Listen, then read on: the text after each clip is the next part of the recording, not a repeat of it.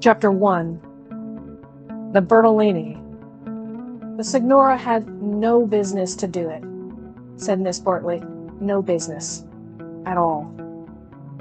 She promised us south rooms with a view close together, instead of which here are north rooms, looking into a courtyard and a long way apart.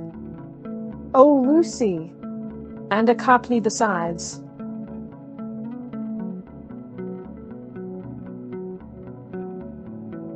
Said Lucy, who had been further saddened by the Signora's unexpected accent. It might be London. She looked at the 2 rows of English people who were sitting at the table, at the row of white bottles of water and red bottles of wine that ran between the English people, at the portraits of the late Queen and the late Poet Laureate that hung behind the English people, heavily framed.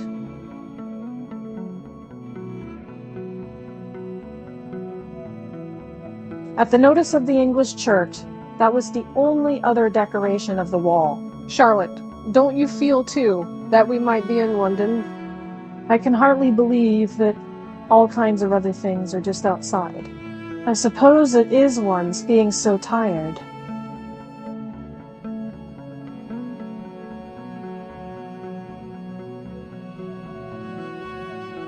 This meat has surely been used for soup, said Miss Bartlett, laying down her fork.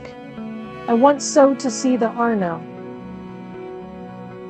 The rooms the Signora promised us in her letter would have looked over the Arno. The Signora have no business to do it at all. Oh, it is a shame. Any nook does for me, Miss Bartlett continued. But it does seem hard that you shouldn't have a view. Lucy felt that she had been selfish. Charlotte, you mustn't spoil me. Of course, you must look over the Arno too. I meant that. The first vacant room in the front. You must have it, said Miss Bartlett, part of whose traveling expenses were paid by Lucy's mother, a piece of generosity to which she made many a tactful allusion. No. No. You must have it. I insist on it. Your mother would never forgive me, Lucy. She would never forgive me. The ladies' voices grew animated, and if the sad truth be owned, a little peevish. They were tired, and under the guise of unselfishness, they wrangled. Some of their neighbors interchanged glances, and one of them, one of the ill-bred people whom one does meet abroad, went forward over the table and actually intruded into their argument. He said, I have a view. I have a view. Miss Bartlett was startled. Generally at a pension, people looked them over for a day or two before speaking, and often did not find out that they would do till they had gone. She knew that the intruder was ill-bred, even before she glanced at him. He was an old man, of heavy build, with a fair, shaven face and large eyes. There was something childish in those eyes, though it was not the childishness of senility. What exactly it was Miss Bartlett did not stop to consider, for her glance passed on to his clothes. These did not attract her. He was probably trying to become acquainted with them before they got into the swim. So she assumed a dazed expression when he spoke to her, and then said, A view? Oh, a view. How delightful a view is. This is my son, said the old man. His name's George. He has a view, too. Ah, said Miss Bartlett, repressing Lucy, who was about to speak. What I mean, he continued, is that you can have our rooms, and we'll have yours. We'll change. The better class of tourists was shocked at this and sympathized with the newcomers. Miss Bartlett, in reply, opened her mouth as little as possible and said, "Thank you very much indeed. That is out of the question." "Why?" said the old man, with both fists on the table. "Because it is quite out of the question. Thank you. You see, we don't like to take," began Lucy. "Give you to Paul." Excellent. Her cousin again repressed her. "But why?" he persisted. "Women like looking at a view. Men don't."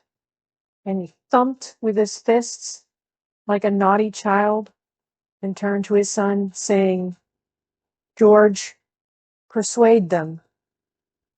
It's so obvious that they should have the rooms," said the son.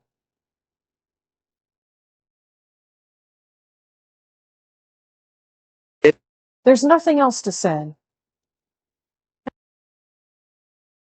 He did not look at the ladies as he spoke, but his voice was perplexed and sorrowful. Lucy, too, was perplexed, but she saw that they were in for what is known as quite a scene, and she had an odd feeling that whenever these ill-bred tourists spoke, the contest widened and deepened till it dealt.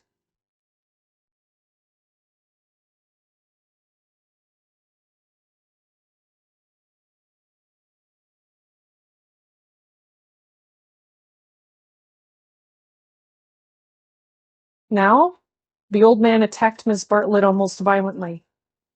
Why should she not change? What possible objection had she? They would clear out in half an hour. Miss Bartlett, though skilled in the delicacies of conversation, was powerless in the presence of brutality. It was impossible to snub anyone so gross. Her face reddened with displeasure. She looked around as much as to say, "Are you all like this?" And two little old ladies, who were sitting further up the table, with shawls hanging over the backs of the chairs, looked back, clearly indicating, "We are not. We are genteel." "Eat your dinner, dear," she said to Lucy, and began to toy again with the meat that she had once censured. Lucy mumbled that those seemed very odd people opposite. "Eat your dinner, dear. This pension is a failure. Tomorrow we will make a change." Hardly had she announced this fell decision when she reversed it. The curtains at the end of the room parted and revealed a clergyman, stout but attractive, who hurried forward to take his place at the table, cheerfully apologizing for his lateness. Lucy, who had not yet acquired decency, at once rose to her feet, exclaiming, "Oh, oh, why, it's Mr. Beatty. Oh, how perfectly lovely. Oh, Charlotte, we must stop now, however bad the rooms are." "Ooh," Miss Bartlett said, with more restraint. "How do you do, Mr. Beatty? I expect that you have forgotten us. Miss Bartlett and Miss Honeychurch, who were at Tunbridge Wells when you helped the vicar of St. Peter's that very cold Easter." The clergyman, who had the air of one on a holiday, did not remember the ladies quite as clearly as they remembered him. But he came forward pleasantly enough, and accepted the chair into which he was beckoned by Lucy. "I am so glad to see you," said the girl, who was in a state of spiritual starvation, and would have been glad to see the waiter if her cousin had permitted it. "Just fancying how small the world is. Summer Street, too, makes it so specially funny." "Miss Honeychurch lives in the parish of Summer Street," said Miss Bartlett, filling up the gap, "and she happened to tell me, in the course of conversation, that you have just accepted the living." "Yes, I heard from Mother so last week."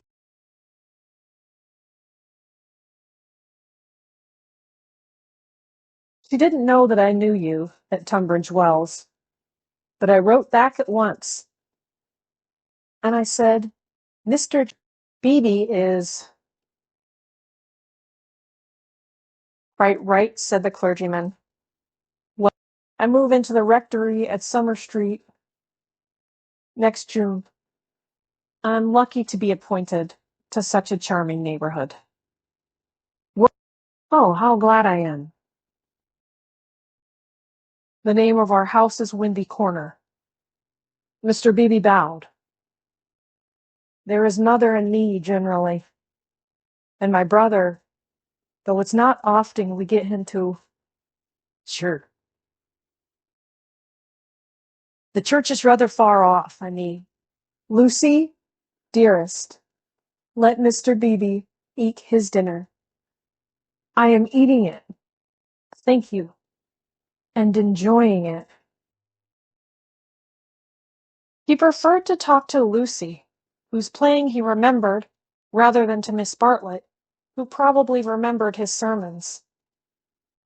He asked the girl whether she knew Florence well, and was informed at some length that she had never been there before. "It is delightful to advise a newcomer," and he was first in the field. "Don't neglect the country round," his advice concluded. "The first fine afternoon drive up to Fiesole, and round by Settignano, and something of that sort." "No," cried a voice from the top of the table. "Mr. Beebe? The wall. The first fine afternoon, your ladies must go to Prato." "That lady looks so clever," whispered Miss Bartlett to her cousin. "We are in luck." And indeed, a perfect torrent of information burst on them.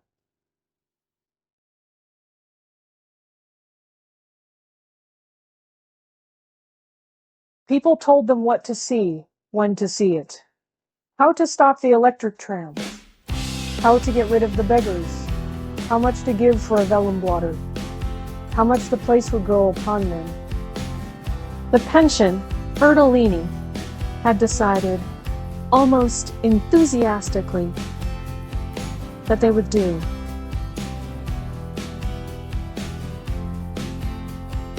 Whichever way they looked, kind ladies smiled and shouted at them.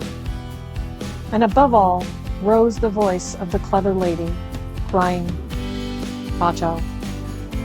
They must go to Prato. That place is too sweetly squalid for words. I love it. I revel in shaking off the trammels of respectability, as you know." The young man, named George, glanced at the clever lady, and then returned moodily to his plate. Obviously, he and his father did not do. Lucy, in the midst of her success, found time to wish they did. It gave her no extra pleasure that anyone should be left in the cold, and when she rose to go, she turned back and gave the two outsiders a nervous little bow. The father didn't see it. The son acknowledged it, not by another bow, but by raising his eyebrows and smiling. He seemed to be smiling across something. She hastened after her cousin, who had already disappeared through the curtains which smote one in the face, and seemed heavy with more than cloth.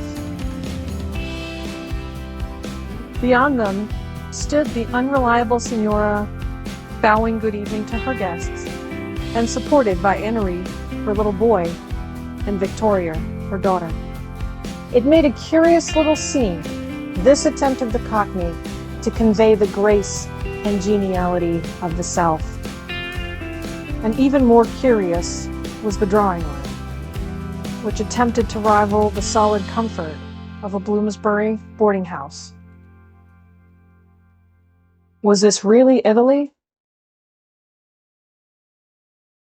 Miss Bartlett was already seated on a tightly stuffed armchair, which had the color and the contours of a tomato. She was talking to Mr. Beebe, and as she spoke, her long, narrow head drove backwards and forwards, slowly, regularly, as though she were demolishing some invisible obstacle. "We are most grateful to you," she was saying. "The first evening means so much. When you arrived, we were in for a peculiarly mauvais quart d'heure." He expressed his regret. "Do you, by any chance, know the name of an old man who sat opposite us at dinner?" "Emerson. Is he a friend of yours?" "We are friendly, as one is in pensions." "Then I will say no more." He pressed her very slightly, and she said more. "I am, as it were," he concluded, "but chaperone of my young cousin Lucy, and it would be a serious thing if I put her under an obligation to people of whom we know nothing." His manner was somewhat unfortunate. "I hope I acted for the best." "You acted very naturally," said he. He seemed thoughtful, and after a few moments added, "All the same, I don't think much harm would have come of accepting this."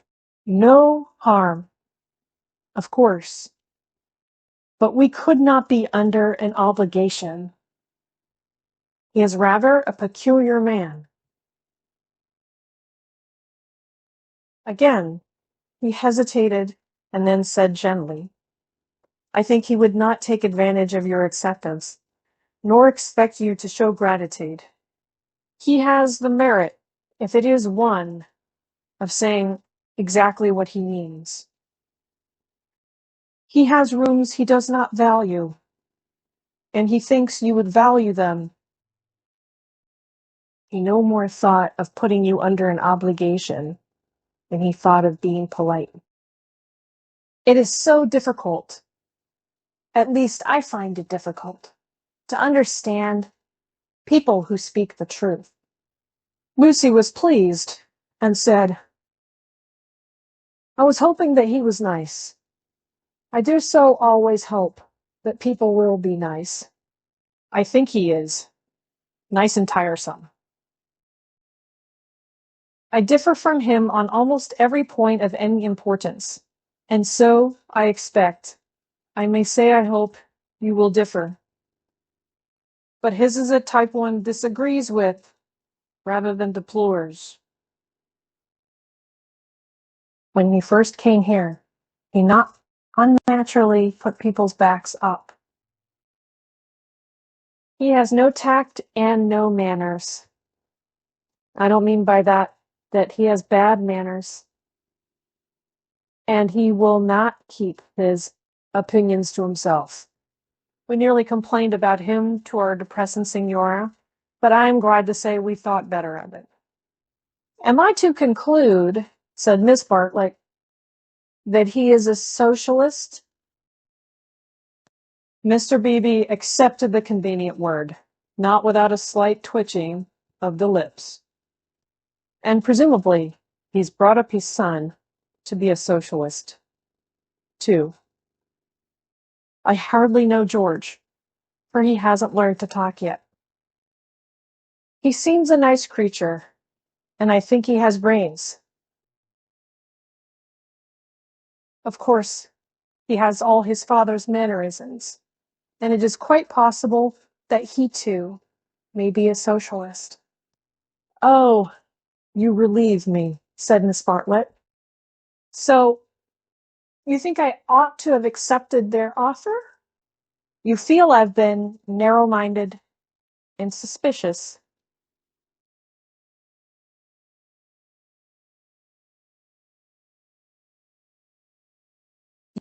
Not at all, he answered.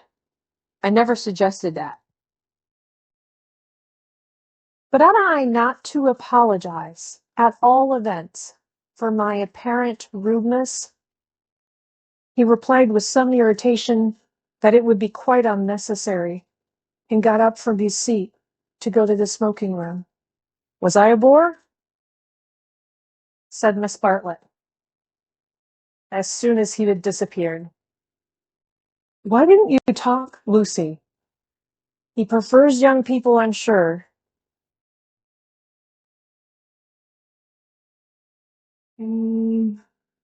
I do hope I haven't monopolized him. I hope you would have him all the evening, as well as all dinner time. He is nice explained, Lucy. Just what I remember. He seems to see good in everyone. No one would take him for a clergyman. My dear Lucia. Well, you know what I mean? You know how clergymen generally laugh. Mr. Beebe laughs just like an ordinary man. Funny girl. How you do? Remind me of your mother. I wonder if she will approve of Mr. Beebe. I'm sure she will, and so will Freddie. I think everyone at Windy Corner will approve. It is the fashionable world. I am used to Tunbridge Wells, where we are all hopelessly behind the times. Yes, said Lucy despondently.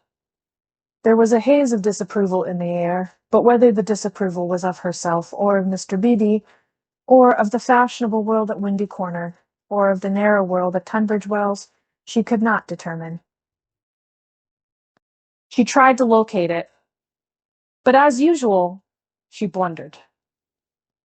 Miss Bartlett sedulously denied disapproving of anyone, and added, I'm afraid you are finding me a very depressing companion. And the girl again thought, I must have been selfish or unkind. I must be more careful. It is so dreadful for Charlotte being poor.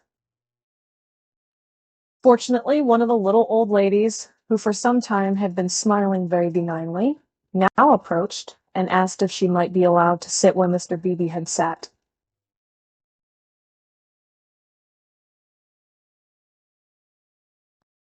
Permission granted, she began to chatter gently about Italy, the plunge it had been to come there, the gratifying success of the plunge, the improvement in her sister's health, the necessity of closing the bedroom windows at night, and of thoroughly emptying the water bottles in the morning.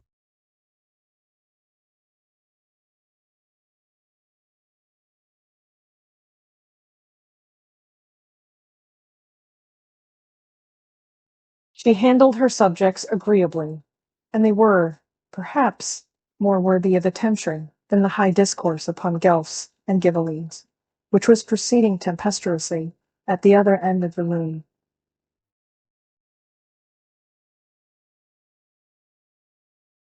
It was a real catastrophe, not a mere episode, that evening of hers at Venice, when she had found in her bedroom something that is one worse than a flea, though one better than something else.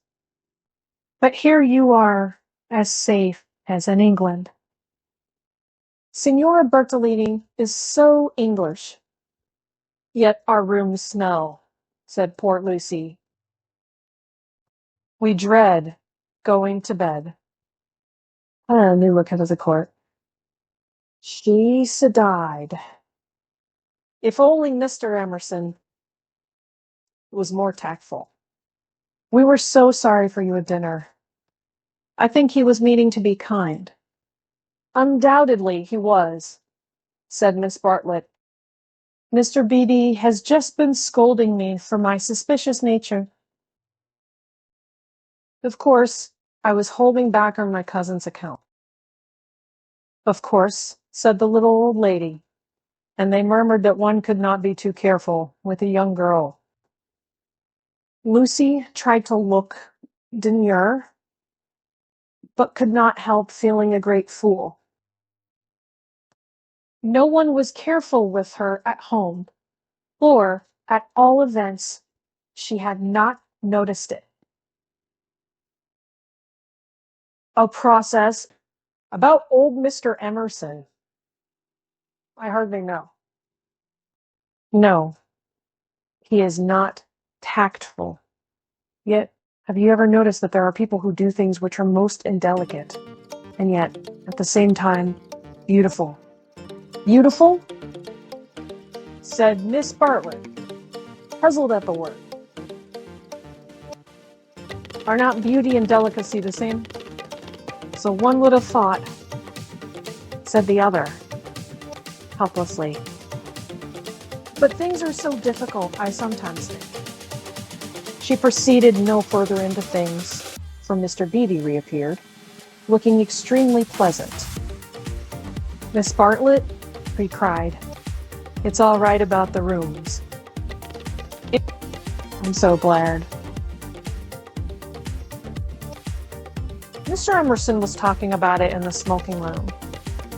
And knowing what I did, I encouraged him to make the offer again. That he has let me come and ask you.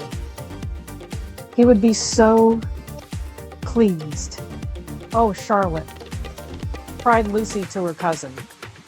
We must have the rooms now. The old man is just as nice and kind as he can be. Miss Bartlett was silent. I fear, said Mr. Beatty, after a pause, that I have been officious. I must apologize for my interference. Gravely displeased, he turned to go. Not till then, did Miss Bartlett reply. My own wishes, dearest Lucy, are unimportant in comparison with yours. It would be hard indeed if I stopped you doing as you liked at Florence, when I'm only here through your kindness. If you wish me to turn these gentlemen out of their rooms, I will do it. Would you then, Mr. Beatty, kindly tell Mr. Emerson that I accept his kind offer, and then conduct him to me in order that I may thank him personally? She raised her voice as she spoke. It was heard all over the drawing room, and silenced the Gloughs and the Ghibellines. The clergyman, inwardly cursing the female sex, bowed and departed with her message. Remember, Lucy, I alone am implicated in this. I do not wish the acceptance to come from you. Grant me that, at all events. Mr. Beatty was back, saying rather nervously, Mr. Emerson is engaged, but here is his son instead. The young man gazed down on the three ladies who felt seated on the floor, so low were their chairs. My father, he said, is in his bath, so you cannot thank him personally.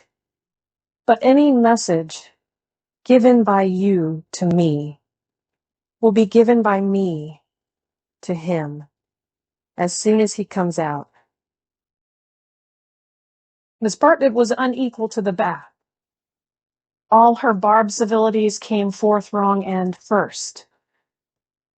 Young Mr. Emerson scored a notable triumph to the delight of Mr. Beebe, song, and to the secret delight of Lucy. "Poor young man," said Miss Bartlett, as soon as he had gone. "How angry he is with his father about the ruins. It is all he can do to keep polite. In half an hour or so your rooms will be ready," said Mr. Beebe.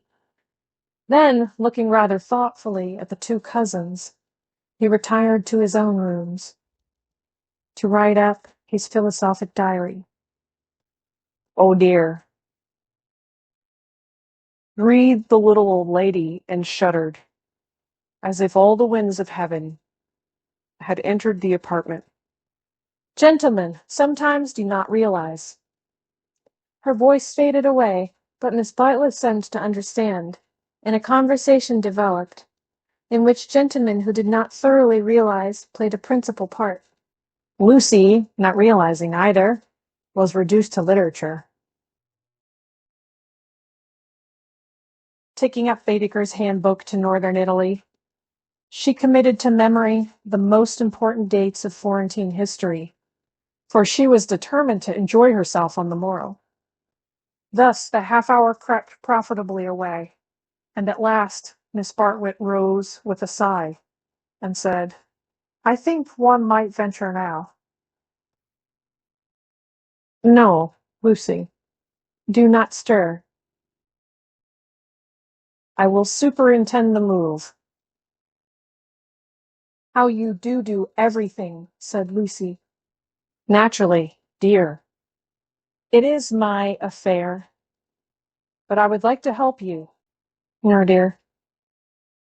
Charlotte's energy and her unselfishness. She had been thus all her life, but really on this Italian tour, she was surpassing herself. So Lucy felt or strove to feel. And yet there was a rebellious spirit in her, which wondered whether the acceptance might not have been less delicate and more beautiful. At all events, she entered her own room without any feeling of joy. "I want to explain," said Miss Bartlett, "why it is that I have taken the largest room. Naturally, of course, I should have given it to you, but I happen to know that it belongs to the young man, and I was sure your mother would not like it."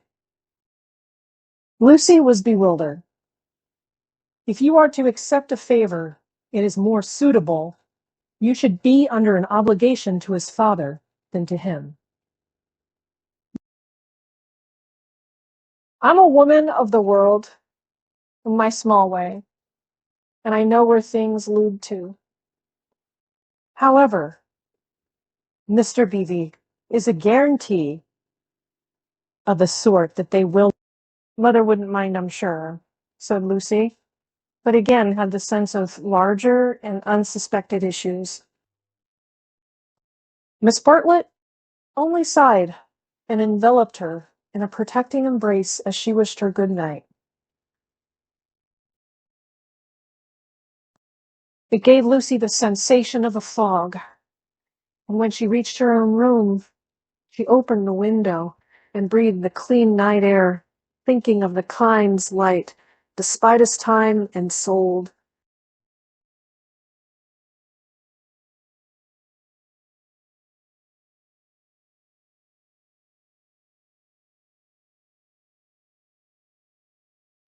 Miss Bartlett in her room fastened the window shutters and locked the door, and then made a tour of the apartment to see where the cupboards led, and whether there were any oubliettes or secret entrances. It was then that she saw, pinned up over the washstand, a sheet of paper on which was scrawled an enormous note of interrogation.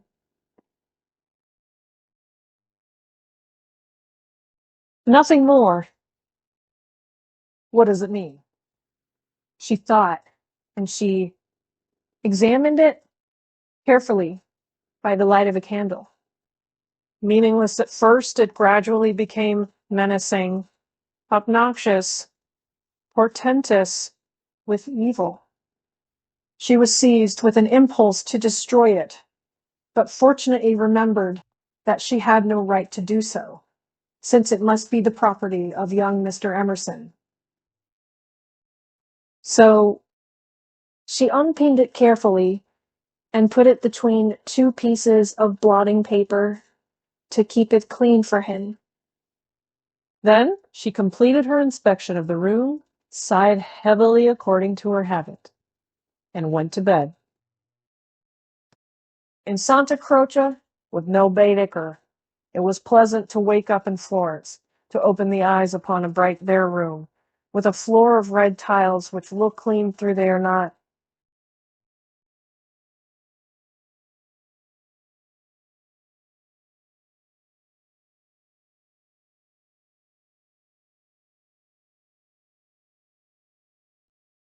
It was pleasant, too, to fling wide the windows, pinching the fingers in unfamiliar fastenings, to lean out into sunshine, beautiful hills and trees and marble churches opposite, and close below.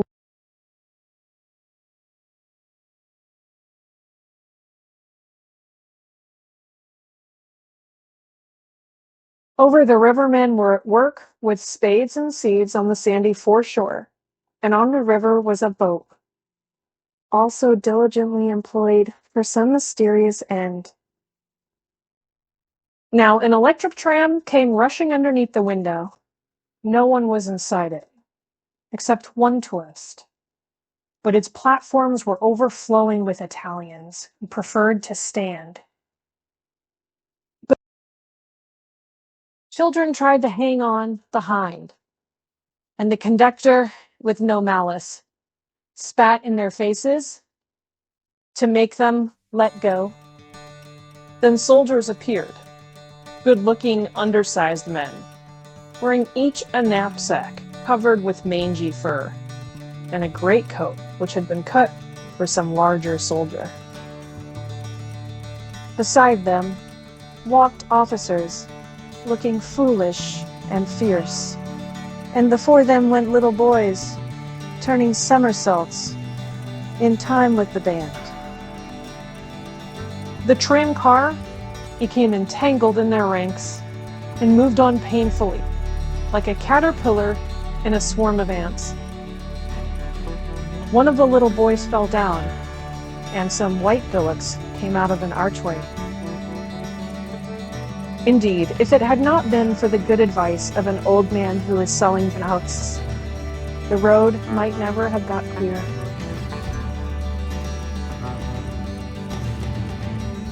Over such trivialities as these many a valuable hour may slip away, and the traveler who has gone to Italy to study the tactile values of Giotto, or the corruption of the papacy, may return remembering nothing but the blue sky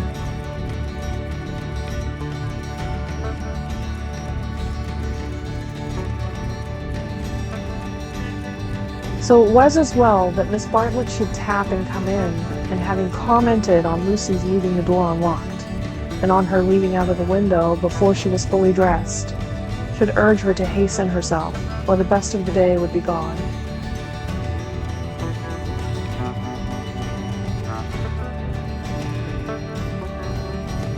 By the time Lucy was ready, her cousin had done her breakfast, and was listening to the clever lady among the crumbs.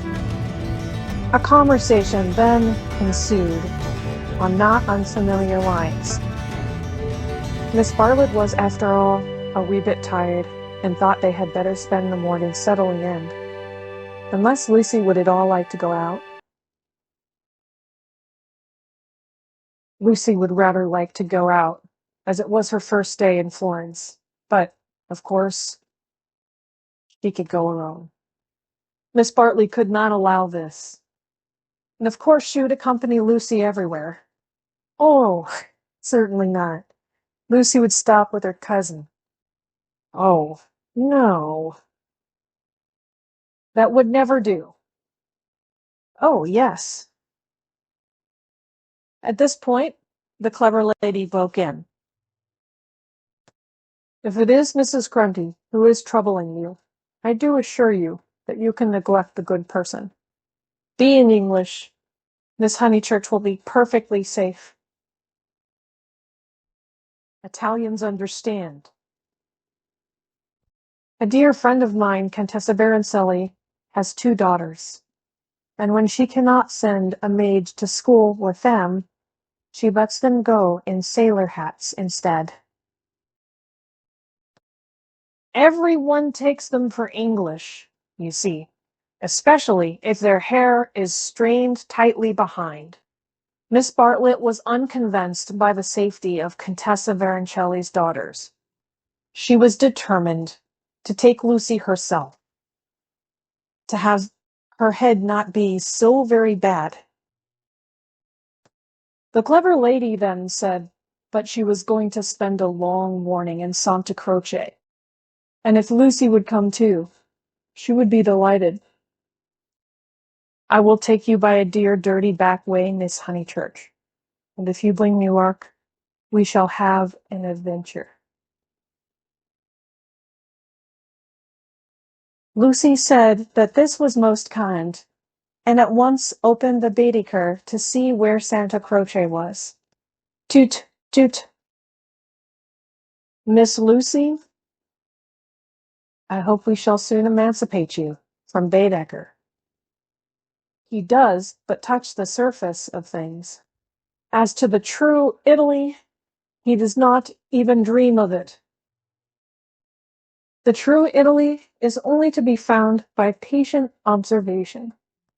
This sounded very interesting, and Lucy hurried over her breakfast and started with her new friend in high spirits. Italy was coming at last. The Cockney Signora and her works had vanished like a bad dream. Miss Lavish, for that was the clever lady's name, turned to the right along the sunny Lung, Arno. And how delightfully warm! But a wind down the side streets cut like a knife. Didn't it?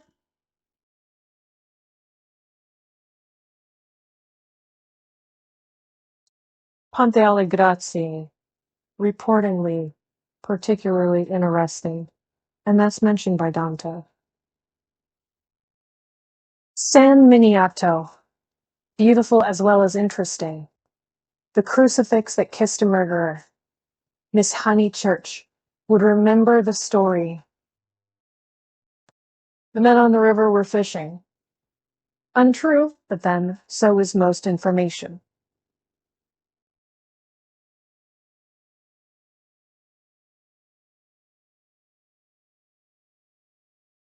Then Miss Lavish darted under the archway of the light bullocks. And she stalked, and she cried, a smell. A true Florentine smell. Every city, let me teach you, has its own smell. Is it a very nice smell? Said Lucy, who had inherited from her mother a distaste to dirt. One doesn't come to Italy for niceness, was the retort. One comes for life.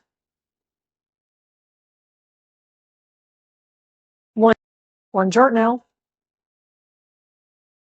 It probably makes more bowing right and left. Look at that adorable wine cart.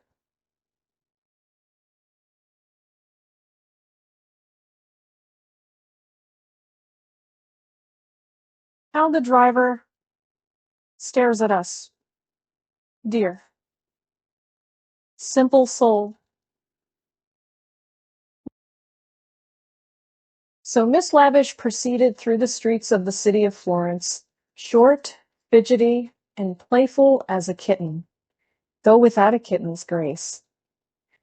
It was a treat for the girl to be with anyone so clever and so cheerful, and a blue military cloak, such as an Italian officer wears, only increased the sense of festivity. Buongiorno. Take the word of an old woman, Miss Lucy. You will never repent of a little civility to your inferiors. That is the true democracy. Though I am a real radical as well. There. Now you're shocked. Indeed, I'm not, exclaimed Lucy. We are radicals, too. Out and out. My father always voted for Mr. Gladstone until he was so dreadful about Ireland. I see. I see. And now you have gone over to the enemy. Oh, please. If my father was alive, I'm sure he would vote radical again, now that Ireland is all right. And as it is, the glass over our front door was broken last election, and Freddie is sure it was the Tories. But mother says nonsense. A tramp. Shameful. A manufacturing district, I suppose. No, in the Surrey Hills. About 5 miles from Dorking, looking over the Weald. Miss Laddish seemed interested, and slackened her trot. What a delightful part.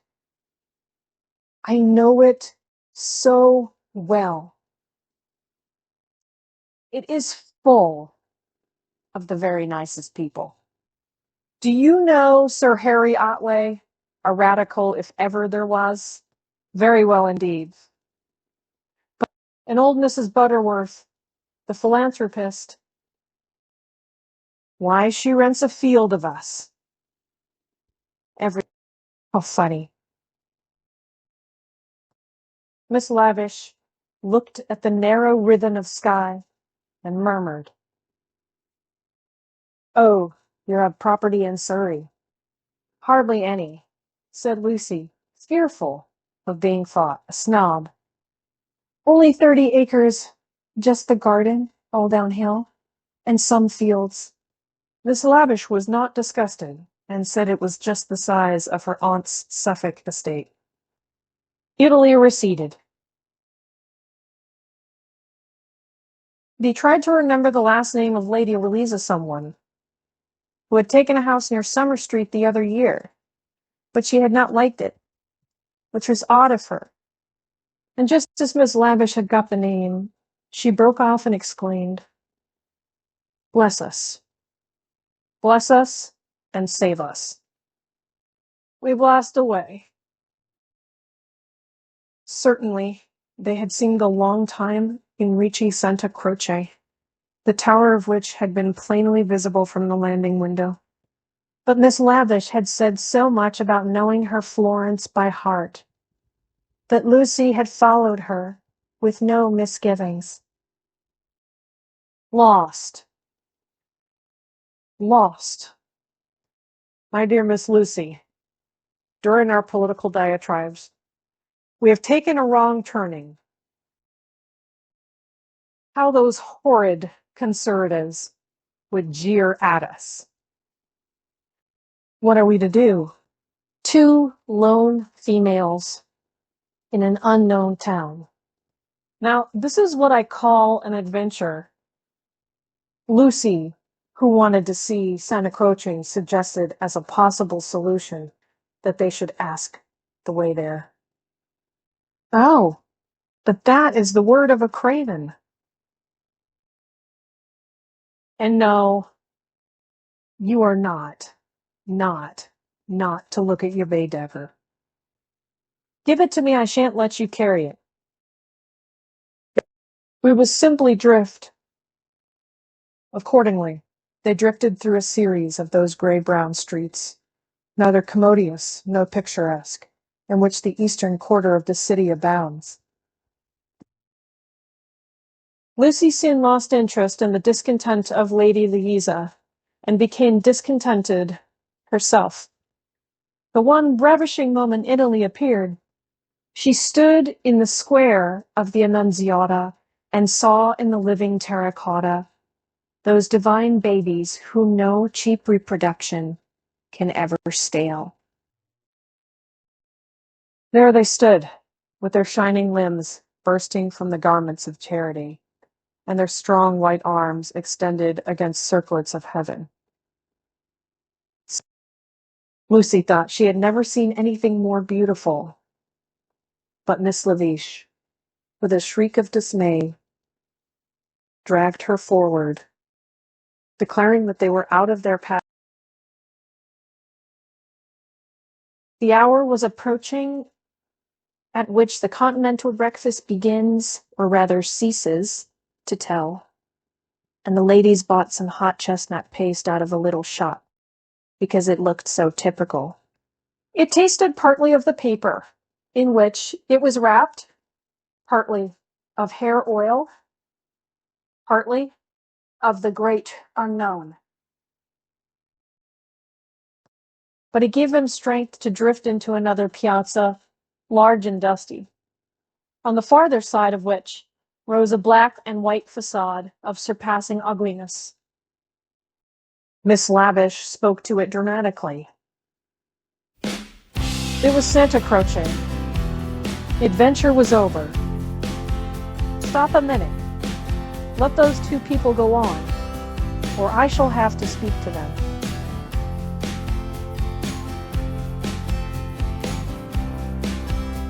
I do detest conventional intercourse.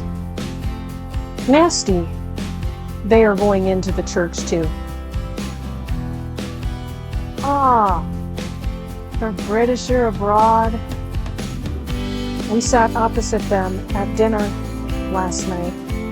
They have given us their rooms. They were so very kind. Look at their figures. Laughed Miss Lavish. They walk through my Italy like a pair of cows. It's very naughty of me, but I would like to set an examination paper at Dover and turn back every tourist who couldn't pass it. What would you ask us?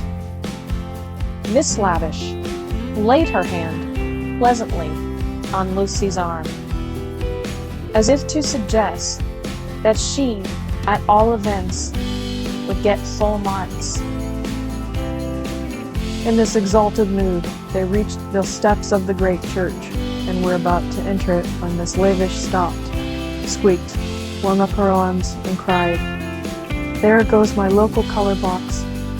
I must have a word with him." And in a moment she was away over the piazza, a military cloak flapping in the wind. Nor did she slacken speed till she caught up an old man with white whiskers and nipped him playfully upon the arm. Lucy waited for nearly 10 minutes. Then she began to get tired. The beggars worried her, the dust flew in her eyes, and she remembered that a young girl ought not to loiter in public places. She descended slowly into the piazza with the intention of rejoining Miss Lavish, who was really almost too original. But at that moment, Miss Lavish and her local color box moved also, and disappeared down a side street, both gesticulating larger. Tears of indignation came to Lucy's eyes, partly because Miss Lavish had jilted her, partly because she had taken her Baedeker. How could she find her way home? How could she find her way about in Santa Croce? Some said at any Santa Croce. Her first morning was ruined, and she might never be in Florence again. A few minutes ago, she had been all high spirits, talking as a woman of culture, and half persuading herself that she was full of originality. Now she entered the church depressed and humiliated, not even able to remember whether it was built by the Franciscans or the Dominicans. Of course, it must be a wonderful building. But how, like a barn, and how very cold. Of course, it contained frescoes by Giotto, in the presence of whose tactile values she was capable of feeling what was proper. But who was to tell her which they were? She walked about disdainfully unwilling to be enthusiastic over monuments of uncertain authorship or date. There was no one even to tell her which, of all the sepulchral slabs that paved the nave and transepts, was the one that was really beautiful, the one that had been most praised by Mr. Ruskin. Then the pernicious charm of Italy worked on her, and, instead of acquiring information, she began to be happy. She puzzled out the Italian notices, the notices that forbade people to introduce dogs into the church, the notice that prayed people, in the interest of health, and out of respect to the sacred edifice in which they found themselves, not to spit. She watched the tourists. Their noses were as red as their Baedekers. So cold was Santa Croce.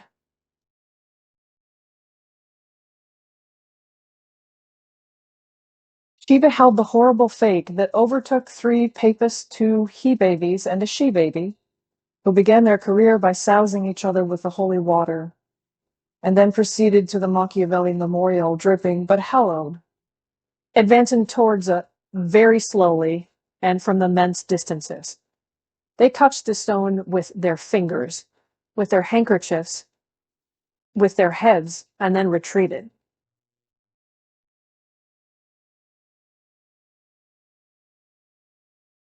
What could this mean? They did it again and again.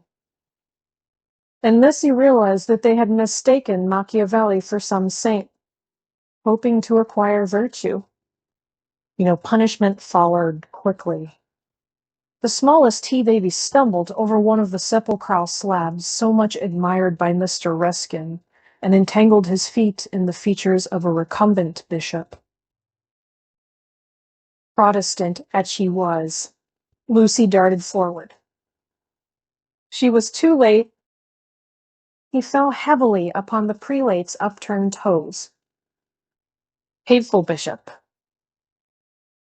exclaimed the voice of old Mr. Emberson, who had darted forward also. "Hard in life, hard in death. Go out into the sunshine, little boy, and kiss your hand to the sun, for that is where you ought to be." "Intolerable bishop!" The child screamed frantically at these words, and at these dreadful people who picked him up, dusted him, rubbed his bruises, and told him not to be superstitious. "Look at him," said Mr. Emerson to Lucy. "Here's a mess. A baby, hurt, cold, and frightened. Baby, but what else can you expect from a church?" The child's legs had become as nothing less. Each time that old Mr. Emerson and Lucy said it, erect, it collapsed with a roar. Fortunately, an Italian lady, who ought to have been saying her prayers, came to the rescue. By some mysterious virtue, which mothers alone possess, she stiffened the little boy's backbone and imparted strength to his knees. He stood, still gibbering with agitation. He walked away. "You are a clever woman," said Mr. Emerson. "You've done more than all the relics in the world. I am not of your creed, but I do believe in those who make their fellow creatures happy. There is no scheme of the universe." He paused for a phrase. "Niente," said the Italian lady. and return to her prayers. I'm not sure she understands English, suggested Lucy. In her chastened mood, she no longer despised the Emersons. She was determined to be gracious to them, beautiful rather than delicate, and, if possible, to erase Miss Bartlett's civility by some gracious reference to the pleasant rooms. That woman understands everything, was Mr. Emerson's reply. But what are you doing here? Are you doing the church? Are you through with the church? No, cried Lucy, remembering her grievance. I came here with Miss Laddish, who was to explain everything, and just by the door. It is too bad. She simply ran away, and after waiting quite a time, I had to come in by myself. Why shouldn't you? Said Mr. Emerson. Yes, why shouldn't you come by yourself? Said the son, addressing the young lady for the first time. But Miss Laddish has even taken away Baedeker. Said Mr. Emerson. I'm glad it's that you minded. It's worth minding. The loss of a Baedeker. That's worth minding. Lucy was puzzled. She was again conscious of some new idea, and was not sure whither it would lead her. If you've no Baedeker, said the son, you'd better join us. Was this where the idea would lead? She took refuge in her dignity. Thank you very much, but I could not think of that. I hope you do not suppose that I came to join on to you. I really came to help with the child, and to thank you for so kindly giving us your rooms last night. I hope that you have not been put to any great inconvenience. My dear, said the old man gently, I think that you are repeating what you have heard older people say. You are pretending to be touchy, but you are not really. Stop being so tiresome, and tell me instead what part of the church you want to see. To take you to it will be a real pleasure. Now, this was abominably impertinent, and she ought to have been furious. But it is sometimes as difficult to lose one's temper as it is difficult at other times to keep it. Lucy could not get cross. Mr. Emerson was an old man, and surely a girl might humor him. On the other hand, his son was a young man, and she felt that a girl ought to be offended with him, or at all events be offended before him. It was at him that she gazed before replying. I am not touchy, I hope. It is the Giottos that I want to see, if you will kindly tell me which they are. The son nodded. With a look of somber satisfaction, he led the way to the Peruzzi chapel. There was a hint of the teacher about him. She felt like a child in school who had answered a question rightly. The chapel was already filled with an earnest congregation, and out of them rose the voice of a lecturer directing them how to worship Giotto, not by tactful valuations, but by the standards of the Spirit.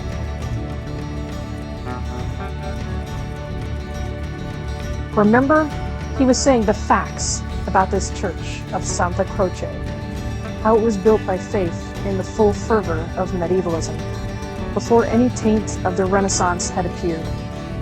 Observe how Giotto, in these frescoes, now unhappily ruined by restoration, is untroubled by the snares of anatomy and perspective. Could anything be more majestic, more pathetic, beautiful, true. How little we feel avails knowledge and technical cleverness against a man who truly feels. No, exclaimed Mr. Emerson in much too loud a voice for church. Remember nothing of the sort. Guilt by faith indeed. That simply means the workmen weren't paid properly. And as for the frescoes, I see no truth in them. Look at that fat man in blue. He must weigh as much as I do, and he is shooting into the sky like an air balloon. He was referring to the fresco of the Ascension of St. John. Inside, the lecturer's voice faltered as well at night.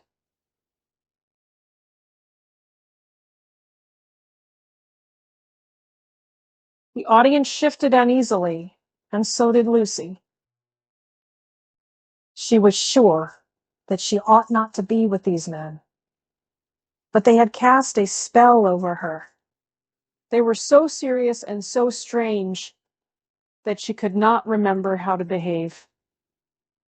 Now, did this happen or didn't it?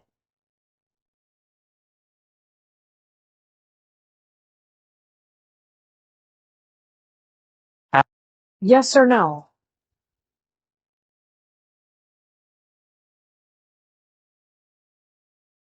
George replied, "It happened like this, if it happened at all.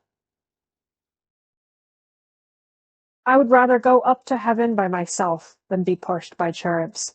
And if I got there, I should like my friends to lean out of it, just as they do here." "You will never go up?" said his father. "You and I, dear boy, will lie at peace in the earth that bore us, and our names will disappear as surely as our work survives. Some of the people can only see the empty grave, not the saint, whoever he is, going up. It did happen like that, if it happened at all." "Pardon me," said a frigid voice. "The chapel is somewhat small for two parties. We will incommode you no longer.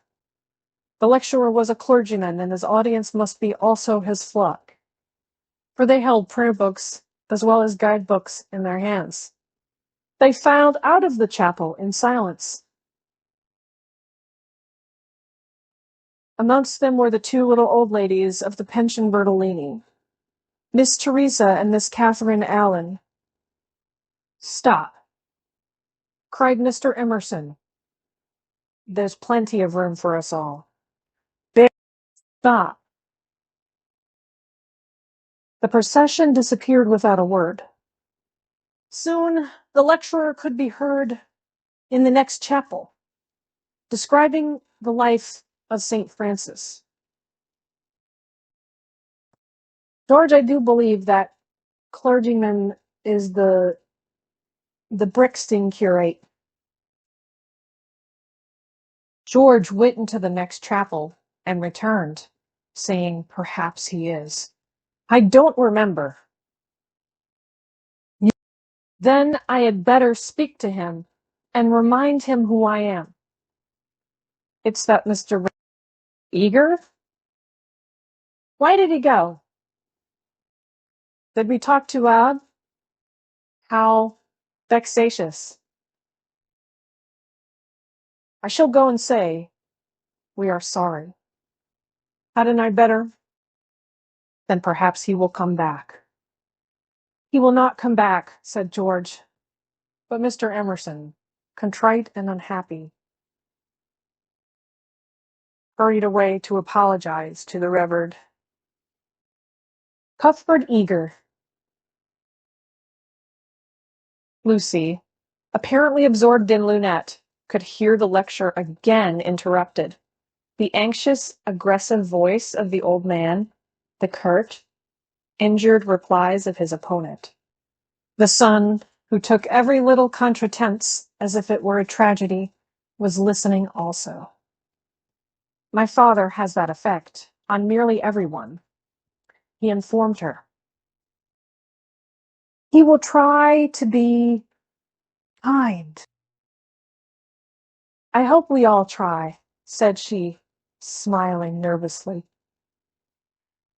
because we think it improves our characters. But he is kind to people because he loves them, and they find him out and are offended or frightened. How silly of them, said Lucy, though in her heart she sympathized. I think that a kind action done tactfully. He threw up his head in disdain. Apparently, she had given the long answer. She watched the singular creature pace up and down the chapel.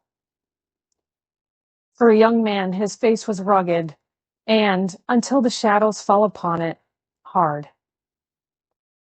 Enshadowed, it sprang into tenderness. She saw him once again at Rome on the ceiling of the Sistine Chapel, carrying a burden of acorns. Healthy and muscular, he yet gave her the feeling of grayness, of tragedy that might only find solution in the night. The feeling soon passed.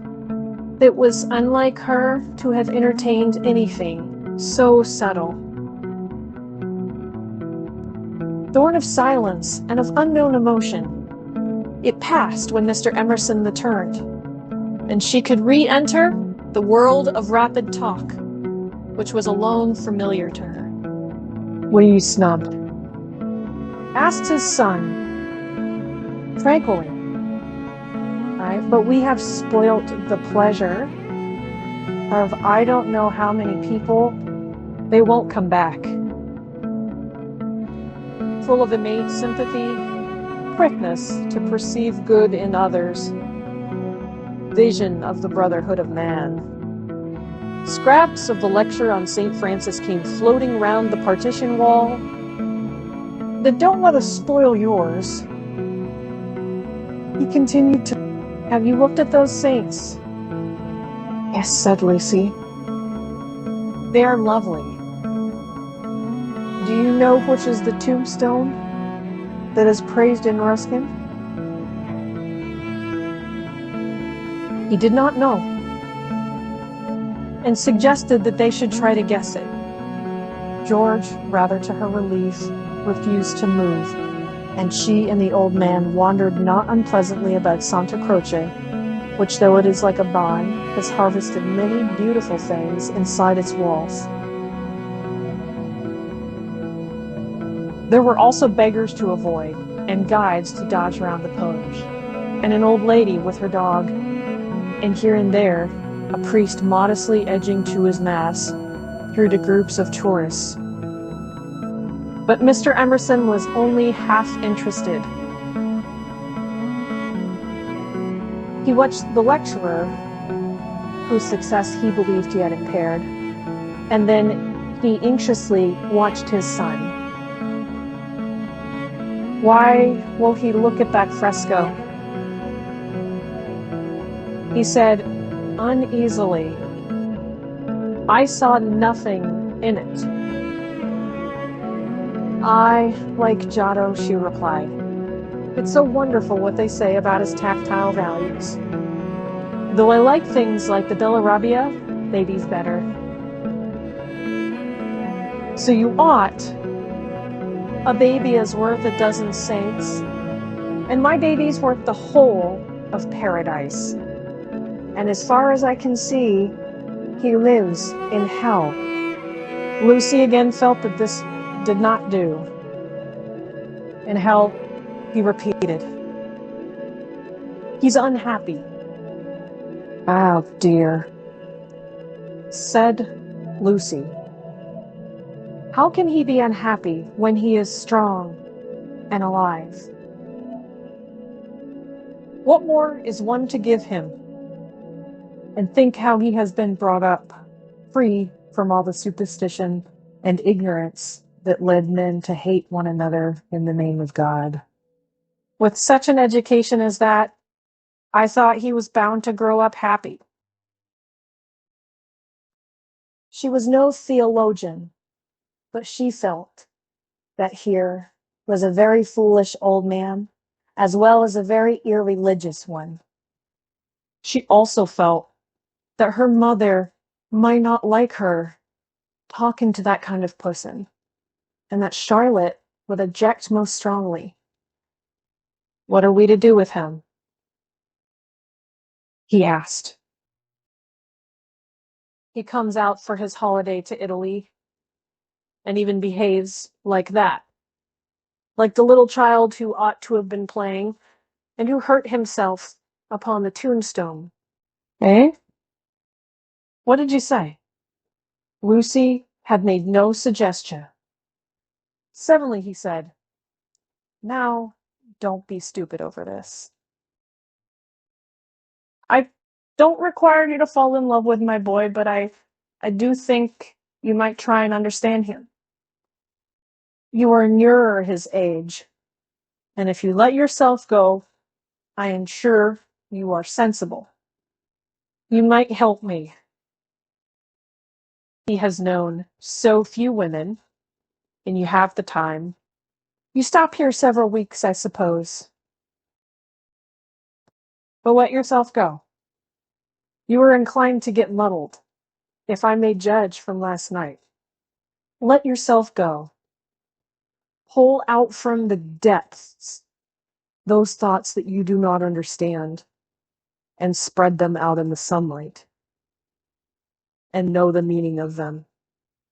By understanding, George, you may learn to understand yourself. It will be good for both of you." To this extraordinary speech, Lucy found no answer. I only know what it is that's wrong with him, not why it is. And what is it? Asked Lucy fearfully, expecting some harrowing tale. The old trouble, things won't fit. What things? The things of the universe. It is quite true. They don't. Oh, Mr. Emerson, whatever do you mean? In his ordinary voice, so that she scarcely realized he was quoting poetry, he said, "From far, from eve and morning, and yon 12-winded sky, the stuff of life to knit me bleed hither. Here am I. George and I both know."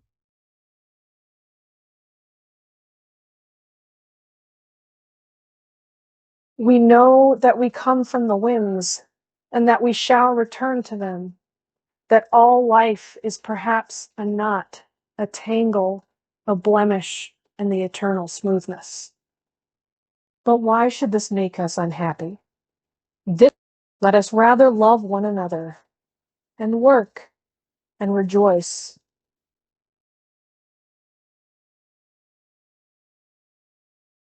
I don't believe in this. World saw. Miss Honeychurch assented. Then make my boy think like us. Make him realize that by the side of the everlasting why, there is a yes, a transitory. Yes, if you like, but a yes. Suddenly she laughed. Surely one ought to laugh.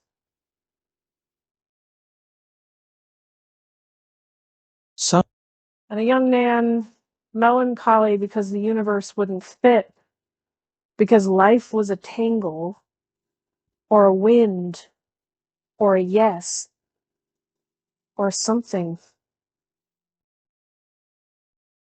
"I'm very sorry," she cried. Um,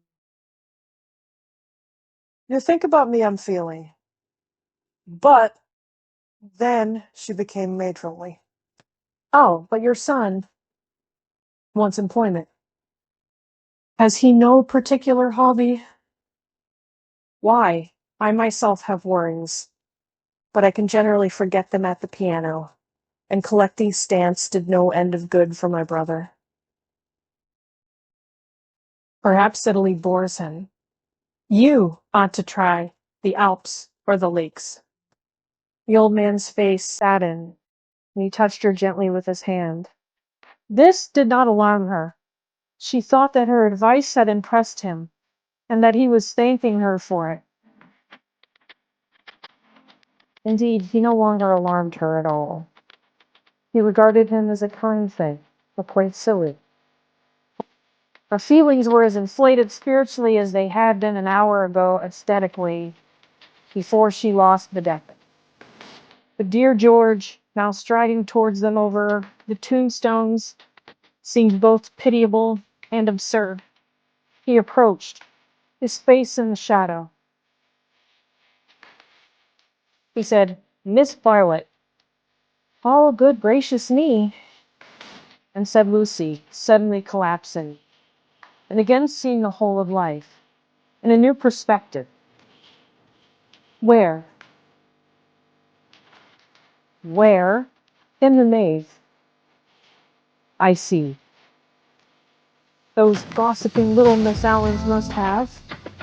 She checked herself. Poor girl, exploded Mr. Emerson. Poor girl. She could not let this pass, for it was just what she was feeling herself. Poor girl. I fail to understand the point of that remark. I think myself a very fortunate girl. I assure you, I'm thoroughly happy and having a splendid time. Pray don't waste time mourning over me. There's enough sorrow in the world, isn't there, without trying to invent it. Goodbye.